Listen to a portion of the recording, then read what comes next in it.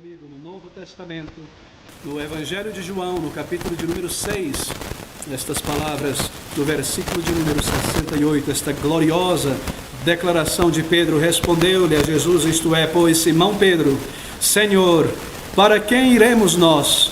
Tu tens as palavras da vida eterna. Este título não poderia ser nenhum outro, senão este, as palavras da vida eterna. Queridos amigos, esta é uma declaração muito notável feita pelo apóstolo Pedro. Tu tens as palavras de vida eterna, mas tão notável quanto as palavras anteriores, onde Pedro disse: respondeu-lhe, pois, Simão Pedro: Senhor, Senhor, para quem nós iremos? Para quem, Senhor? E com isso ele estava dizendo: a que outro mestre nós seguiremos? A que outro líder? Para quem nós nos voltaremos? Quem semelhante a Ti, Senhor, que nos guia para o céu? Que outra pessoa tem estas palavras que conduzem à salvação? Que escriba, que sacerdote, que rabino, que líder nos guiará para o céu, nos revela as palavras de vida, assim como Tu fazes. Para quem iremos? Disse Pedro. O Senhor somente. Tu tens as palavras de vida eterna. Queridos amigos, quem pode salvar as nossas almas da condenação? Essa é a pergunta de Pedro. Onde nós encontraremos paz e consolação? Para quem iremos, ó Senhor? Para quem nos voltaremos? Quem pode responder às nossas mais profundas inquietações? Quem pode nos dizer o propósito e o significado da vida, do porquê nós estamos aqui e o que será para além do túmulo? Para quem iremos? Para quem nos voltaremos? Para que mestre? Para que pessoa? Para onde nós iremos para satisfazer os nossos questionamentos? Senão para Ti, Senhor, e para Ti somente. Para quem iremos nós? É a gloriosa pergunta do apóstolo Pedro. Bem, Pedro sabia nesta altura do ministério do Senhor Jesus Cristo que as palavras do Senhor Jesus Cristo eram muito mais do que meros pronunciamentos. Eram vitais as palavras de Jesus, eram dinâmicas, eram palavras que estavam cheias do Espírito Santo de Deus, eram palavras que comunicavam para muito além do que respostas à curiosidade humana. Pedro já sabia nesta altura do ministério de Jesus que as palavras do Senhor Jesus Cristo eram o meio designado por Deus para a salvação de pessoas, o meio pelo qual Deus havia decidido revelar a sua graça a Israel. Queridos, não havia ninguém que poderia ensiná-los, ninguém poderia ensinar os discípulos. Os líderes eram corruptos, os escribas e fariseus tinham sua justiça voltada para este mundo, não conheciam a Deus. Os sacerdotes no templo eram ignorantes daqueles próprios sacrifícios que eles ofereciam dia após dia. Eles não tinham ninguém para quem se voltar para buscar sabedoria, conhecimento e direcionamento espiritual. Mas eles viram que Jesus tinha as palavras, isto é, que Jesus tinha o ensino, que Jesus Cristo tinha a mensagem, isto é, a mensagem de vida eterna, que conduz, que leva a vida eterna, que leva uma pessoa para além do túmulo, para uma presença ressurreta com Deus nos altos. Eles já sabiam disso, eles já tinham entendido isso nessa altura do ministério de Jesus. Pouco mais de um ano e poucos meses, aqueles discípulos tinham andado com o Senhor Jesus Cristo em toda parte. Eles tinham visto os milagres de Jesus, eles tinham ouvido palavras que nenhum homem jamais tinha proferido. Eles tinham contemplado a graça, a misericórdia do Salvador, visto como Ele havia ressuscitado mortos, como Ele havia curado pessoas paralíticas, como Ele havia aberto os olhos dos cegos. Eles compreendiam que as palavras do Senhor Jesus não eram um mero ensino morto, estático, mas eram palavras dinâmicas, eram palavras realmente que conduziriam à vida eterna. Deixe-me dar o contexto dessas palavras de Pedro para você nesta noite. Havia uma grande multidão de pessoas seguindo ao Senhor Jesus Cristo neste estágio do ministério de Jesus já.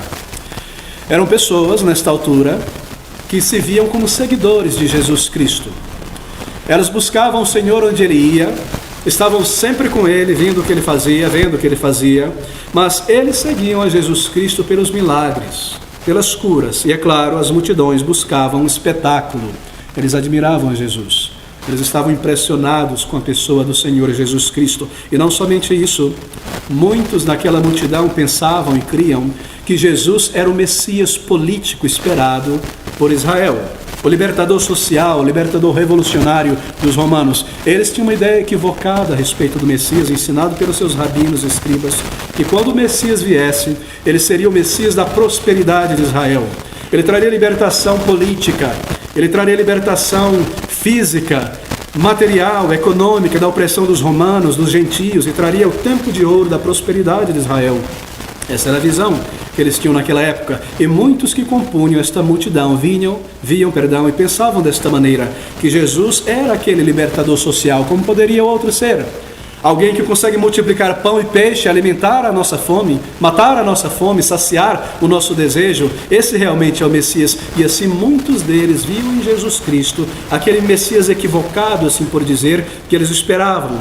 Eles tinham uma mente confusa a respeito do Salvador. Mas o fato curioso para a maioria dessas pessoas na multidão é que no meio de todos esses milagres, Jesus Cristo, isso é muito interessante, sempre pregava uma mensagem muito diferente daquilo que eles esperavam. Uma mensagem bastante diferente daquilo que eles concluíram. Ele nunca ensinou que tinha vindo a este mundo para tornar aquela nação livre. A sua palavra era sempre: o meu reino não é deste mundo. O meu reino não é daqui. A minha palavra é uma sobre arrependimento de pecados, uma sobre fé em Deus e no Messias que Ele enviou. E o curioso é que conforme ele pregava estas coisas, ele seguia em frente ensinando isto, as pessoas permaneciam em sua maneira de pensar e de encará-lo como aquele Messias político, social, o Messias da libertação política de Israel. Ele ensinava todo o tempo que ele tinha vindo a este mundo para tornar possível que pecadores, que homens e mulheres alienados de Deus pudessem encontrar perdão, salvação e certeza de vida eterna, para que pessoas se arrependessem de seus pecados e buscassem a Deus e o caminho de salvação que Deus havia provido, e pudessem encontrá-lo e ter os seus pecados perdoados. E ele pregava, nos diz os evangelhos, uma mensagem sobre arrependimento e sobre remissão de pecados. E essa foi sempre a sua mensagem. É muito curioso observar que as primeiras palavras que Jesus pronunciou aos 30 anos de idade, quando ele iniciou o seu ministério público, lá em Marcos, capítulo 1, versículo 15, foi: arrependei-vos e crede no Evangelho. Ele sempre pregou o arrependimento de pecados para com Deus e a fé no Messias, nele próprio, que Deus havia enviado. Mas a grande maioria não queria esta mensagem.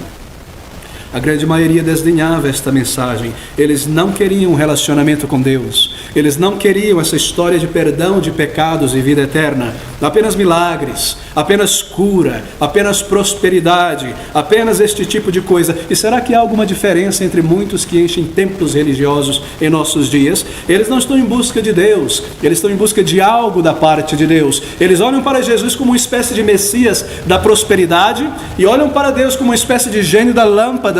E assim eles movem as multidões e enchem os templos em busca de pães e peixes, mais do que em busca de Jesus como Salvador pessoal de seus pecados. Queridos amigos, e assim são muitas pessoas, elas estavam duvidosas sobre ele. Será que eles eram o Messias de Israel mesmo?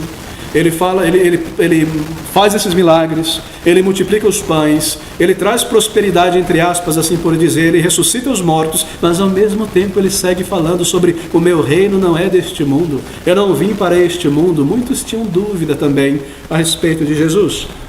E aos poucos, conforme Jesus começou a confrontar aquela multidão e a peneirar aquela multidão, muitos deles começaram a virar as suas costas para Jesus Cristo, pois não estavam interessados em uma mensagem sobre arrependimento, em uma mensagem sobre um Messias que deveria morrer, que deveria ser crucificado pelos inimigos romanos, que deveria ser desprezado. E o Senhor Jesus Cristo, então, ele começa de uma maneira muito direta e típica do Senhor próprio a lidar com esta multidão. E é o que nós lemos no versículo 26 e no versículo de número 51, onde João, o evangelista, nos diz estas coisas. Jesus respondeu e disse-lhes: na verdade vos digo, que me buscais, não pelos sinais que vistes, mas porque comestes dos pães e vos saciastes. E no versículo de número 51, ele diz essas palavras também: eu sou o pão vivo que desceu do céu. Se alguém comer deste pão, viverá para sempre. E o pão que eu der é a minha carne, que eu darei para a vida do mundo. O Senhor começa a lidar com eles e lidar com a maneira errada que eles tinham para segui-lo. Ele dizia: vocês não me buscam pela mensagem, mas vocês me buscam pelos pães, pelos peixes, por aquilo que podem colocar as mãos, comer e se vestir. Vocês estão buscando para um prêmio terreno, passageiro. E a linguagem do Senhor Jesus Cristo aqui neste versículo, a partir do versículo de número 51 em diante, é uma linguagem um tanto simbólica. Em parte, é verdade que ele daria a sua carne, isto é, o seu corpo, seria crucificado, ele seria morto, ele morreria, isso de acordo com um plano divino, de acordo com o propósito de Deus de que seu Filho viria a este mundo para morrer e morrer no lugar de pecadores. Assim, de fato, ele daria a sua vida. E os judeus tinham aprendido a respeito do Messias, que o Messias viria e que o Messias sofreria. Há profecias em Isaías capítulo 51, em tantos lugares, que fala a respeito da morte do Messias, do Salvador, e que ele seria como que um grande mediador entre Deus e os homens, e ele levaria os nossos pecados embora, morrendo, pagando por eles na cruz do Calvário. E Jesus então chega em cena. Estou descrevendo para você o contexto dessas palavras de Pedro. E Jesus chega em cena exatamente como os profetas haviam mencionado. E ele usa a linguagem messiânica de um Salvador, que vocês precisam vir a mim e comer o meu corpo, isto é, receber o meu sacrifício pela fé, e a minha morte substitutiva pela fé, para receberem vida. Vocês não podem viver apenas de pão, mas devem viver da palavra que procede da boca de Deus, e esta palavra é a minha mensagem, ele diria muitas vezes. Assim ele começa a falar simbolicamente, mas a linguagem dele sobre comer o meu corpo, beber o meu sangue, parece uma linguagem muito difícil de entender para aquela multidão, e logo aquela multidão se escandalizaria. Mas isso foi de propósito. Jesus Cristo usa essas palavras de propósito, para que aqueles que estavam buscando a salvação e tinham um grande interesse por perdão e vida eterna, e tivessem fome e sede por salvação e paz, perguntassem e quererem: o que quer dizer isso, Senhor?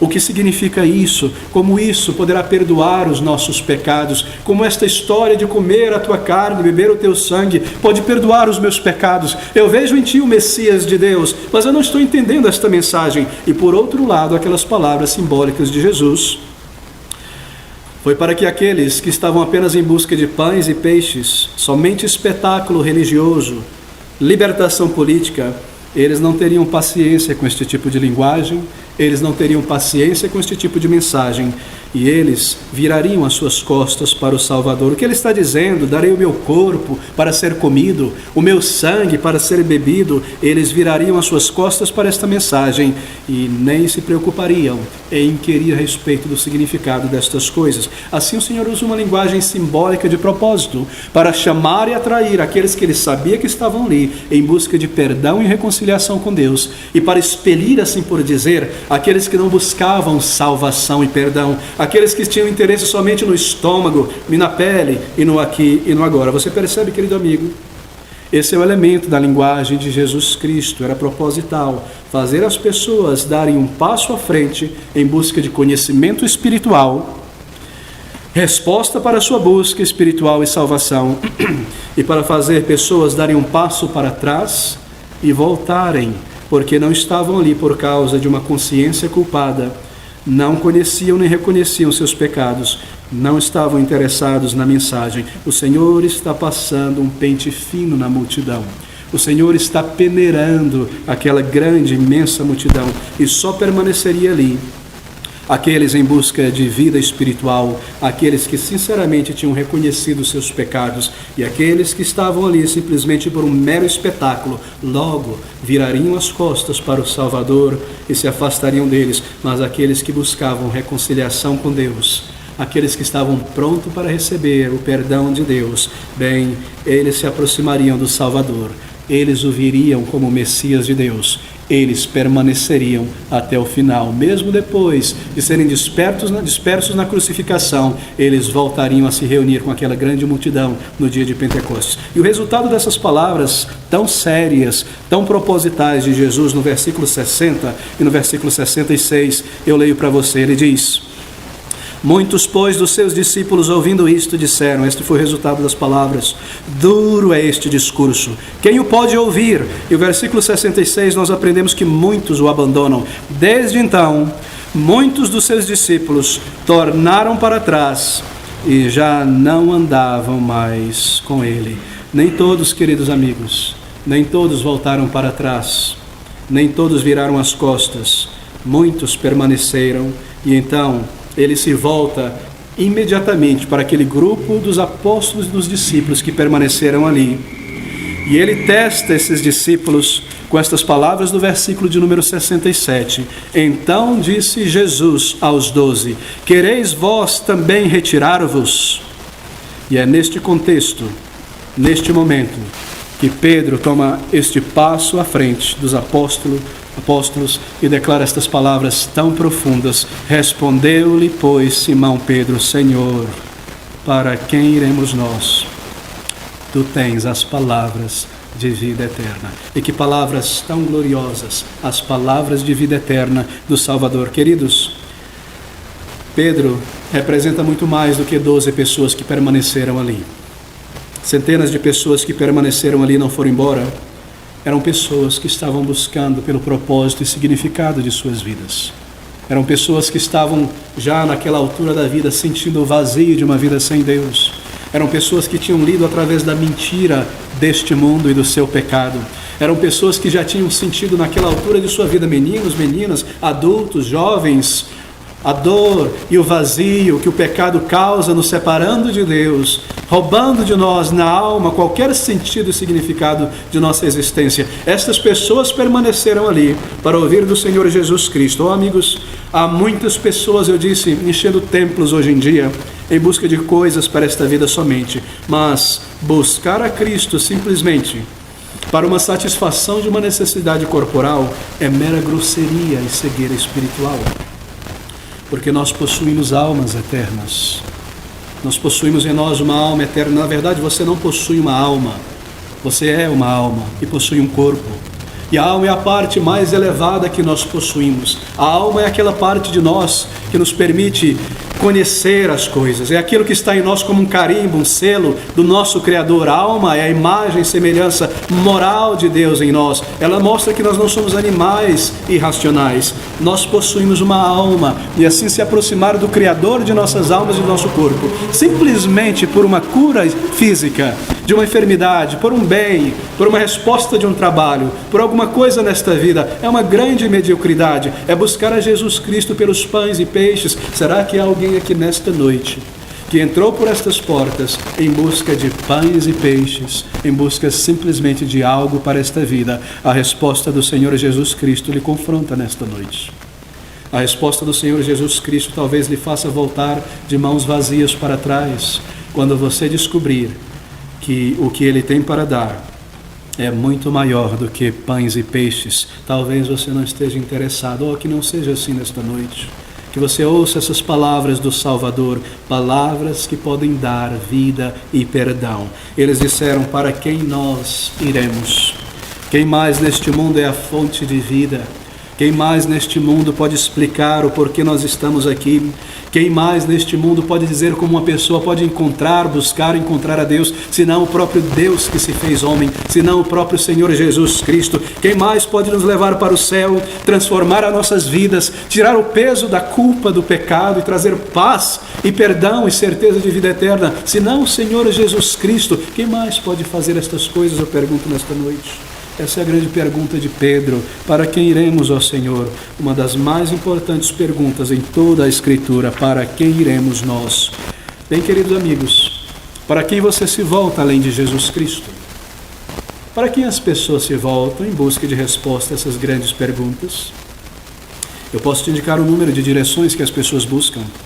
Pessoas se voltam nesta vida com frequência para encontrar alegria, satisfação, paz e prazer, para o materialismo, para coisas materiais, para coisas terrenas. Eu posso encontrar satisfação adquirindo e gastando. Eu posso encontrar alegria em posses, e elas se voltam ao materialismo. Esses discípulos de Jesus, veja você, os apóstolos, eles eram pescadores, mas eles não eram pessoas miseráveis, não. Eles tinham seu próprio negócio, um negócio de pesca. Eles possuíam seus barcos, eles eram proprietários de seus barcos. Eles tinham pessoas que trabalhavam para eles, tinham funcionários, eles geriam o negócio, eram pessoas que tinham um negócio lucrativo na região da Galileia, eram trabalhadores, mas tinham sucesso no que faziam, eles se davam bem no que faziam. Alguns deles tinham casa e residência própria em Cafarnaum, próximo ali na beira daquele lago, e eles tinham uma vida até certo ponto, pelo que nos indicam os evangelhos, antes do seu chamado para o ministério, uma vida confortável. Mas nada disso parecia satisfazê-los. Eles se consumiam em seus negócios na busca por mais e mais bens. E eles estavam tão envolvidos em seus negócios que os negócios os consumia. E assim, aos poucos, eles sentiram a dissatisfação pela vida, a tal ponto que quando o Senhor os chamou uma única vez, veja o que eles fizeram. Eles deixaram tudo para trás para seguir o Senhor Jesus Cristo. Bens materiais não podem te satisfazer. Uma poupança, uma conta bancária gorda não poderá te satisfazer por muito tempo. Como eu espero que isso não aconteça com ninguém aqui nesta noite. Querido amigo, eles tiveram sede, aqueles discípulos tiveram sede por propósito, e conforme eles lançavam as suas redes no lago, no mar da Galileia, certamente eles pensavam: qual o propósito de tudo isso? De levantar de madrugada, de comer o pão de dores e não ter certeza de quando a minha vida terminar e eu parti para a eternidade, eu tenho salvação e perdão. Eles tiveram sede na alma, e eu espero que isso aconteça com você. Que você passe a ter sede por propósito e significado nesta noite, por perdão, por vida e por salvação. Comece a ter fome por propósito. Comece a ter sede por significado em tua existência, e perceba como estas coisas materiais com as quais você se veste, você se alimenta, não poderão garantir satisfação na alma por muito tempo. E o perdão e a reconciliação com Deus e a certeza de vida eterna não podem ser comprado. Materialismo não te dará estas coisas. Um daqueles discípulos, por exemplo, era Mateus. E você sabe que Mateus era um homem muito rico. Mateus era um coletor de impostos. Ele tinha comprado dos romanos, com um valor muito grande, o direito de explorar toda uma área vasta na Galileia e cobrar das pessoas que estavam sob o poder do Império Romano o imposto. Os judeus deveriam pagar imposto aos romanos. E aqueles indivíduos chamados de publicanos, Mateus era um deles, Zaqueu era outro, eram homens muito ricos que tinham comprado o direito de poderem exercer esse trabalho. Mas isso não satisfazia. Ele tinha sede por significado, ele tinha sede por vida, pela eternidade, por conhecer a Deus. Mateus tinha sede por perdão de seus pecados, e essa sede, meus queridos amigos, era uma sede e uma fome tão grande, que ele ouviu o Senhor Jesus Cristo no mar, na beira da Galileia, realizando seus milagres. Ele nunca tinha conversado com o Salvador, mas ele viu as palavras do Senhor Jesus Cristo, e quando o Senhor Jesus Cristo chama, ele simplesmente se levanta da coletoria de impostos, deixando tudo para trás para seguir o Senhor Jesus Cristo. E o Senhor precisou pronunciar apenas duas palavras: segue-me. E ele o seguiu. E nós vimos outras vezes no passado quão maravilhoso foi a conversão de Mateus. Querido amigo, há pessoas que vão em busca de bens, e há pessoas que vão em busca de prazeres. Navegam na vida como um mar de prazeres, ancoram nesta ilha de prazer, depois partem para uma outra ilha de prazer, depois buscam uma outra ilha onde podem ancorar para extrair algum prazer dali, buscando tantas coisas nesta vida, lugares, coisas, pessoas, mas prazeres são como ondas, não é? Eles vêm e eles vão, e você não consegue viver para sempre só no creme e na nata, porque prazeres custam muito caro, sejam quais eles forem, e deixam um vácuo para trás e uma necessidade de maiores prazeres, sempre deixando um desejo de uma dose maior, maiores doses para satisfazer a sua vida. E prazeres não fazem nada por você que seja duradouro. Sim, há prazeres legítimos nesta vida, há prazeres maravilhosos nesta vida, mas não podem fazer nada por você. Não dão vigor a você, não dão paz ao teu coração, não te garante ser recebido no céu um dia, não te permitirão passar pelos portais da vida eterna com perdão e salvação. Prazeres não podem dar aquilo que somente Cristo Jesus pode dar. Prazer é uma maneira de escape da realidade, seja o prazer pelo vestimento, pelo lazer, pelas viagens, pela comida, qualquer tipo de prazer, legítimo ou ilegítimo, não durará, não perdurará para sempre, e não te trará perdão e vida eterna, que é a maior coisa possível que alguém possa desejar e experimentar nesta vida. Outras pessoas, em nossos dias isso é muito comum, elas vão em busca de sensualidade, e elas precisam de mais sensualidade, e se tornam pessoas tão aprisionadas por desejos sensuais. E outras pessoas vão através da satisfação intelectual, mas descobrem com o passar do tempo que tem mais perguntas do que respostas. E quanto mais cavam nos livros, quanto mais buscam o prazer intelectual, a satisfação intelectual, mais fundo precisam explorar e mais em busca de conhecimento e resposta. E muitas vezes o resultado de tanta pesquisa, e eu tenho conhecido muitas pessoas assim, é um cansaço e um enfado muito grande na vida, na alma. Eles descobrem que mesmo o conhecimento intelectual não é suficiente. Para quem iremos? Para quem iremos? Para o propósito, para o sentido, para a satisfação na vida. Bem, outras pessoas adotam uma tendência muito curiosa para encontrar alguma certeza. Elas decidem que não querem saber de nada que seja profundo na vida. Eu não me interesso por nada profundo, não me importo. Eu não quero buscar nada. Elas não se interessam, não se importam por qualquer coisa que lhes faça pensar profundamente. Elas decidem que não querem saber nada a fundo sobre Deus, nada a fundo sobre as suas próprias almas, sobre o propósito, sobre o significado da vida. Eu não quero saber sobre isso. Não venha com esta conversa. Vamos tomar uma cerveja agora, vamos ligar a televisão, vamos passear, vamos rir, vamos dar uma gargalhada. Eu não tenho tempo para essas coisas. Eu não quero decidir que eu não quero saber de nada profundo nesta vida. Eu não quero falar sobre Deus, um assunto, um tema tão difícil, tão profundo. E elas se entregam propositadamente a uma vida superficial, a uma vida mecânica. Tudo é ha-ha-ha, tudo é sorriso, nada de profundidade na vida, nada de conhecimento sobre Deus, sobre a alma, sobre as coisas mais profundas e mais sérias na vida. E elas seguem pela vida assim para não terem que lidar com as coisas que não entendem, nem querem entender, mas descobrem no final de muitos anos que elas são mais vazias do que eram no começo, que elas são mais superficiais do que eram no início da sua jornada, e que a vida não parece ter graça, e que a vida não parece ter qualquer cor ou significado, e a política do avestruz, de não se importar com as coisas mais profundas, chega a mostrar-se como uma grande insatisfação na vida. Outras pessoas tentam um pouco de tudo isso: materialismo, com busca por prazer, satisfação intelectual, e quando um deixa de se fazer, logo se volta a outra coisa, mas nada satisfaz. Amigos, para quem você se volta? Por significado, por propósito na vida, por sentido da tua existência? Aonde você vai? Aonde você tem buscado? Não para coisas materiais, mas para uma pessoa. Jesus Cristo, eterno Filho de Deus, Ele tem as palavras de vida eterna. Esses muitos discípulos que permaneceram com Ele, eles foram inspirados por Jesus Cristo. Eles viram em primeira mão o poder divino do Salvador, eles viram o poder de Jesus em outorgar vida a pessoas tão débeis, a pessoas tão mortas, a pessoas tão vazias.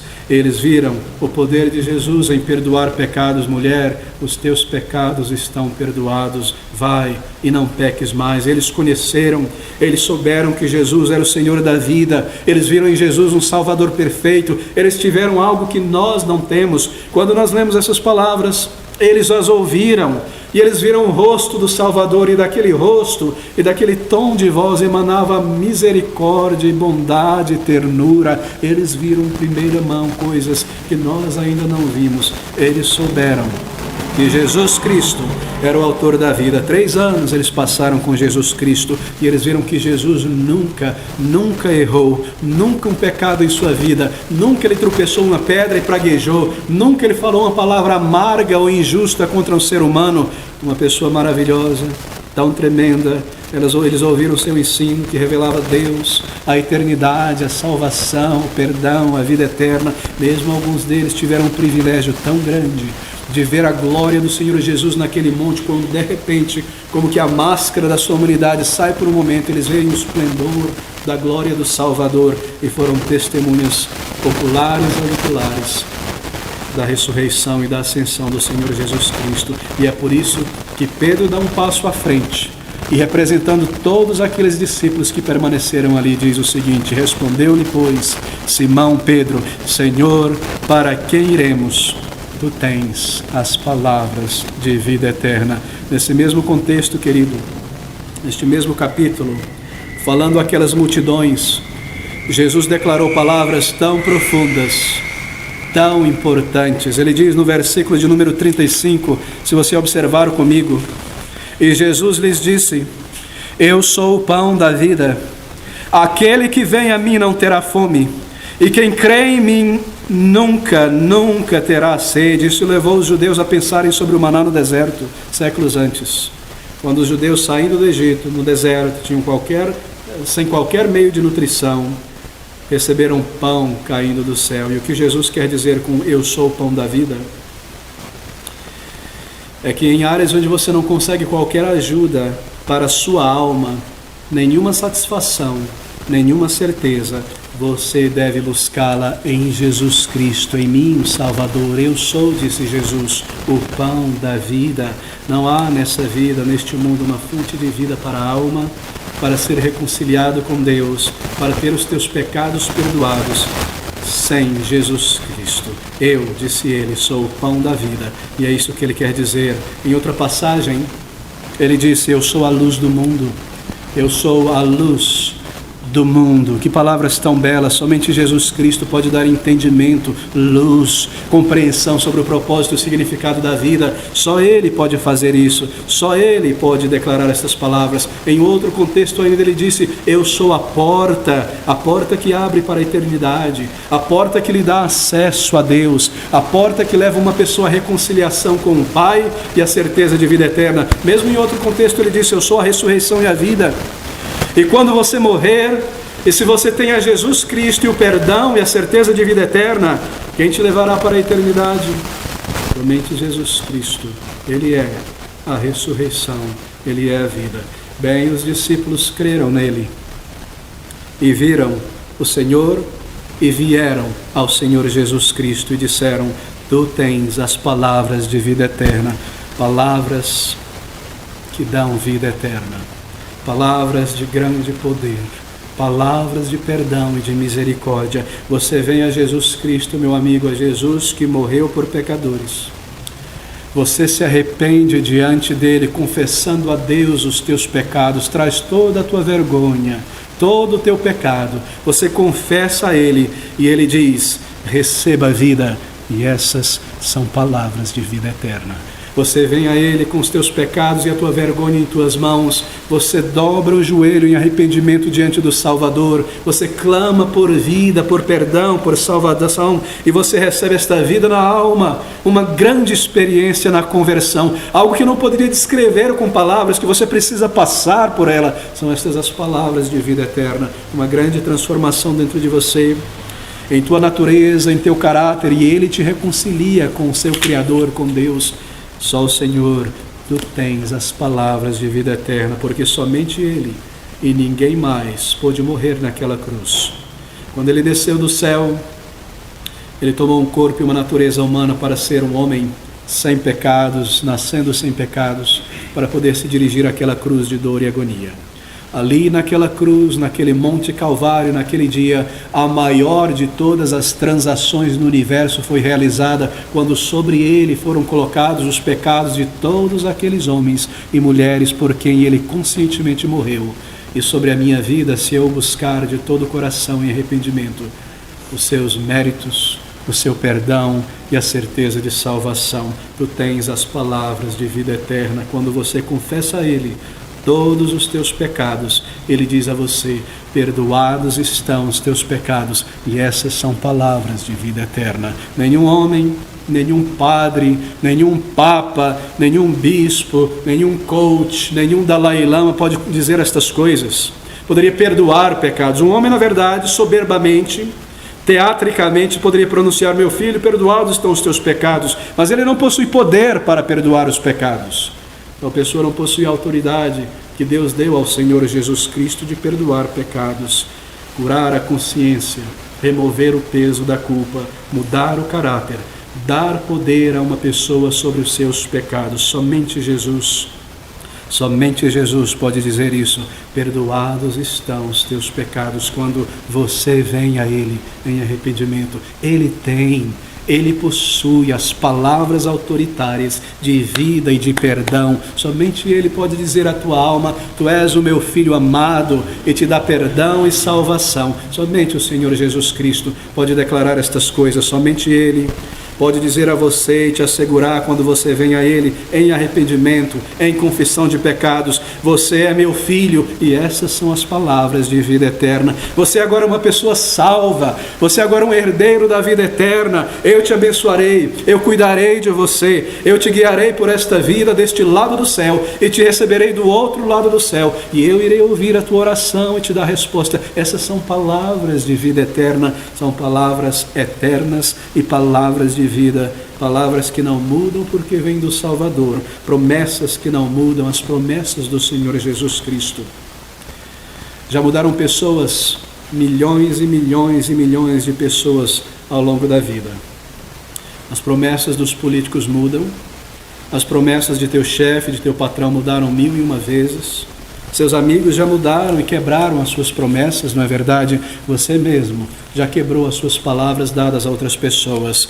Mas estas são palavras da vida eterna e sempre foram palavras de vida eterna. Eu descerei do céu, um dia ele diz, e eu morrerei no lugar deles. E eu tomarei sobre mim todo o pecado destes homens e mulheres, para que todo aquele que crer no Filho tenha a vida eterna. São palavras e continuarão a ser palavras de vida eternas, palavras de misericórdia. Ouça essas palavras de vida eterna. Ele diz a você nesta noite: vinde a mim, vós que estáis cansados e sobrecarregados, e eu vos aliviarei. Essas são palavras, amigos, de vida eterna.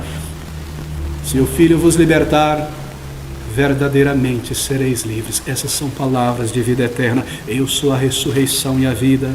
Aquele que crê em mim, ainda que esteja morto, viverá. E aquele que vive e crê em mim nunca morrerá. Essas são palavras, palavras de vida eterna. Se confessardes os vossos pecados, Ele é fiel e justo. Veja essas palavras: todo o poder me foi dado no céu e na terra para perdoar pecados. E se você vier nesta noite e confessar a Ele, buscar um lugar tranquilo, talvez em tua casa, e dobrar o joelho em arrependimento e dizer: Senhor, eu sou um mero religioso, eu nunca experimentei salvação.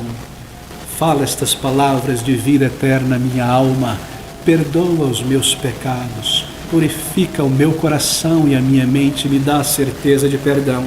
E Ele te dirá, e Ele te dará. As palavras de Jesus Cristo, Filho de Deus, são as palavras mais ternas, mais poderosas, palavras de vida e de salvação. Não se volte a ninguém, meu querido amigo. Não se volte a um método humano em busca de prazer, de alegria, de satisfação nesta vida. Não busque qualquer outra mensagem além de Jesus Cristo, Senhor. Vir a Jesus Cristo não é vir simplesmente a uma igreja, não é se tornar um religioso, não é falar aleluias, participar de uma campanha, ofertar em uma igreja. É vir a pessoa de Jesus. E para vir a Jesus, você precisa vir como um pecador, porque Ele é o Salvador de pecadores. Ouça essas palavras do versículo 69 e eu devo correr para a conclusão. E nós temos crido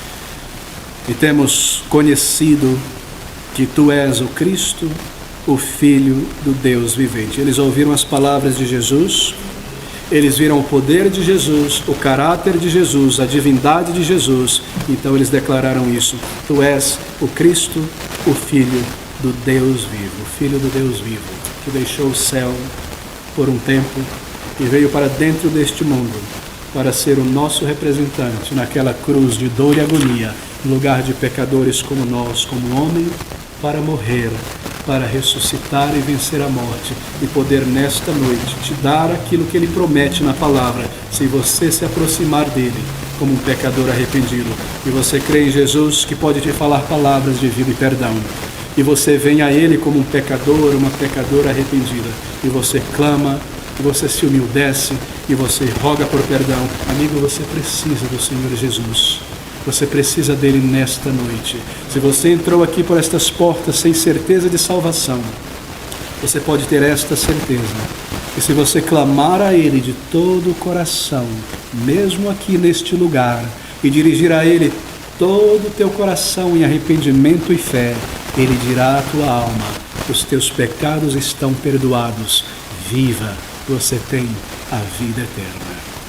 Que o Senhor nos ajude e aplique nesta noite estas mensagens, estas palavras, estes sentimentos do Senhor Jesus Cristo, o seu perdão aos nossos corações. Vamos orar juntos.